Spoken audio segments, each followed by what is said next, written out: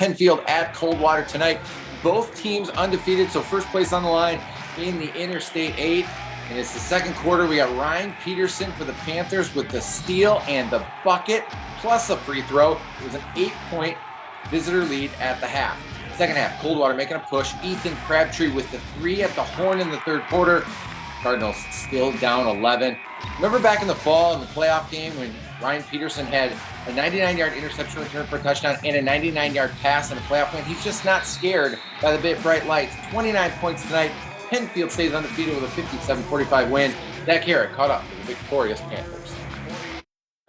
First place in the Interstate 8 was on the line here today in Coldwater as Pennfield traveled to take on the Cardinals. And early on, it was the Panthers jumping out to the early lead.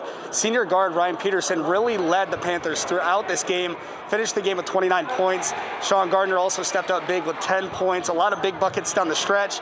But ultimately, it was Pennfield coming away with the 57-45 win to remain unbeaten in the season and take sole possession of the Interstate 8. This was big. This was to take first place in the I-8, and they got us twice last year at the Wire, so this had a lot of meaning to it. I knew I had to get something going early to get the boys going, but those free throws were big. I've been struggling from the line and felt good. Last couple of years, Coldwater's been the benchmark in our conference, and so to get them here, like Ryan mentioned, we've seen these guys since they were little. Coming down on the bus, I knew something was different. I could tell there wasn't a sound. The guys were locked in. It was quiet. It was the quietest bus ride I've ever been on heading to a game.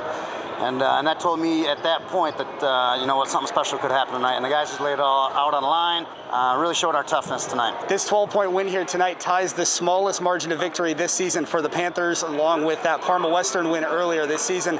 Now, the Cardinals and Panthers will do this again at Pennfield High School on March 16th. Already can't wait for that one. Now let's go back to Jason.